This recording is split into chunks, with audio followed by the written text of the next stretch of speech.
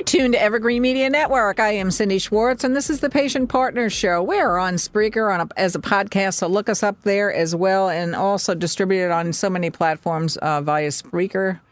So thanks to that avenue. Jeannie Roller is my co-host. Jeannie's in Indiana. I am here in South Florida. And today, Jeannie, I have a good story. We have a lot of good stories, but I like to give credit where credit's due, and I'm going to contact Misty Roberts, who is actually the person that you and I met through at medicalpatientmodesty.org, about the good care, unbelievable care. And this goes back to how many times have I said it, I know for a fact, and you have too, Jeannie, that if people are out there actually giving good medical care in a setting, just like any other, high velocity or whatever medical setting that you want to talk about, and the patient rights are not violated, the dignity is upheld, the respect is upheld for the patient and for the medical providers there in that same setting, why can't everyone do it? Or why doesn't everyone do it? So I had to have a colonoscopy and I had an endoscopy at the same time because of different reasoning and whatever and recommendations from some of my doctors. And I went to a facility, not a hospital, but an endoscopy facility that was some of the best medical care I have ever witnessed and had done to me in my entire life. And which I told them I could not believe it. The anesthesiologist, just for 2 procedures like that, which are not surgery really or anything like that, spent so much time with me because I have a lot of side effects to anesthetic drugs and other kinds of drugs. And you and I have talked on this show so many times about Versed, Midazolam. None of us, fentanyl, ever want to have that anywhere. I don't even want to drive by any of that stuff, let alone have it put in my body. And there was no problem.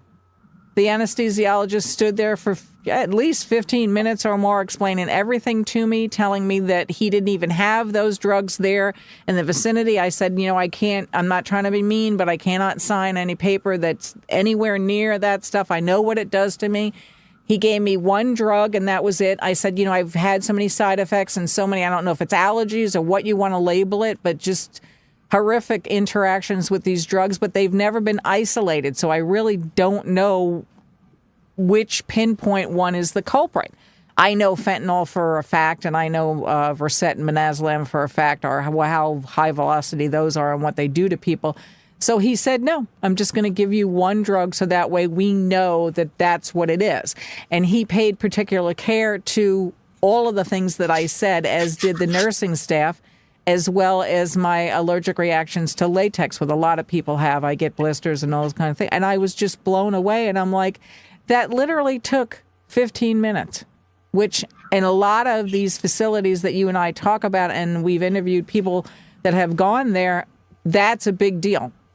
15 minutes is a big deal. It's like way too much time to spend with a patient when you're doing the get them in, get them out routine, big box healthcare kind of routine. So I just want to mention them here in South Florida. If anybody is in the area, in my opinion, that Live Oak Endoscopy is the place to go for those kind of procedures. And kudos to them and to their whole staff on how professional it was and how the patient rights and the patient dignity was upheld. Totally, I have to say it, because we talk about enough bad ones and we're not allowed to say their names.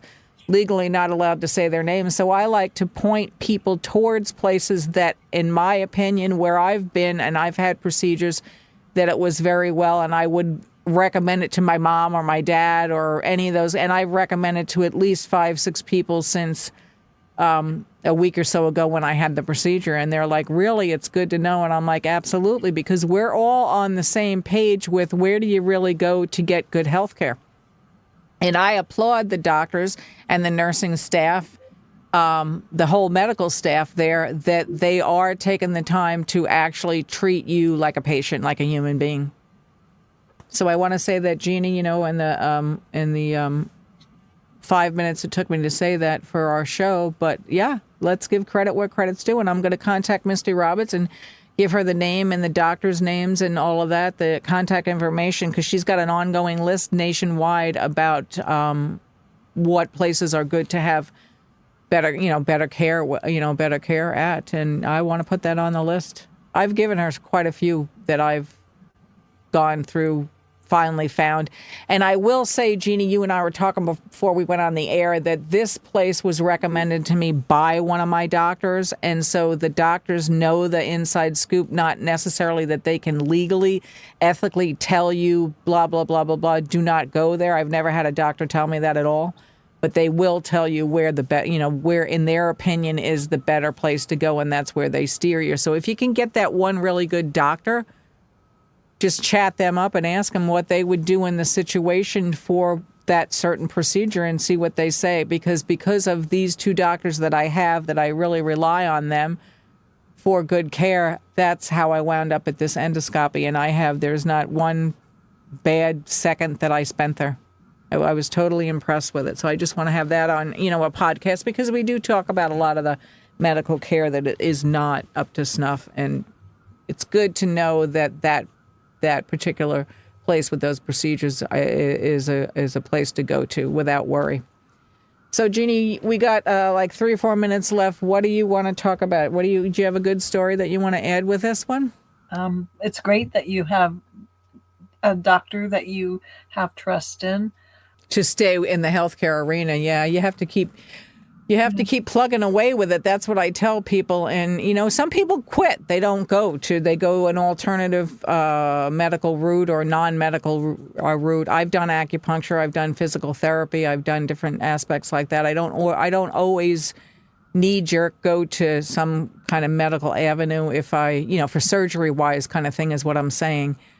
But it's tough. It is tough to navigate it. And when you don't feel well, especially if something hurts when you're in pain, that just puts a whole other dynamic on your mind on how you just want that taken care of. And sometimes you settle for something because you just don't want to you want it done now. I want the pain gone now.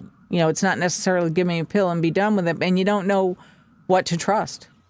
You really just don't know what to trust. So to me, this was a big deal that I can say that I trusted these people. And like I said, I've recommended at least 5, 6 people in the couple of days that I had the procedure and say, yeah, we'll go over there and see what you think if it works for you. It did for me. And I don't have a bad word to say about it. And I've had bad words to say about a lot of situations, certainly on these podcasts. So, I'm laughing with myself because it's sad that you have to do that. But, yeah, no.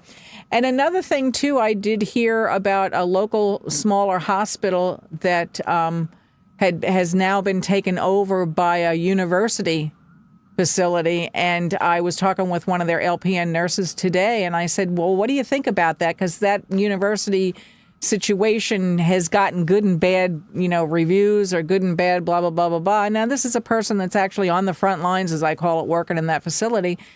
And she said, absolutely, we're going with it. They seem to be addressing what the problems were with the other facility, with the other medical, conglomerate that had owned it previously. And a lot of the bills weren't getting paid from what she told me. And she said, no, now they've regrouped and they've gotten different doctors. They apparently have like one of the number 3 or 4 doctor in urology in the country that works there. So they're trying to entice those kind of doctors and stuff to go there. So I said to her, I want to keep in contact with you because that smaller hospital for me was always a go-to hospital because the care there was also excellent. It was a tiny hospital, like I want to say like a community hospital. So maybe some of this high velocity, different procedures and stuff certainly couldn't be had there. But it's good to know from somebody that's literally on the front line saying, no, let's give it a chance. This university one that took it over seems to be addressing all the problems and seems to be dotting the I's, crossing the T's. So that's also in South Florida. You can look it up. I'm not going to be mentioning any names because I haven't been there myself personally to, even give an opinion. But as that LPN's opinion, I'll give it a shot now, where I was kind of writing it off going, oh, no, not another university, directed hospital and, blah, what's going to happen with that? What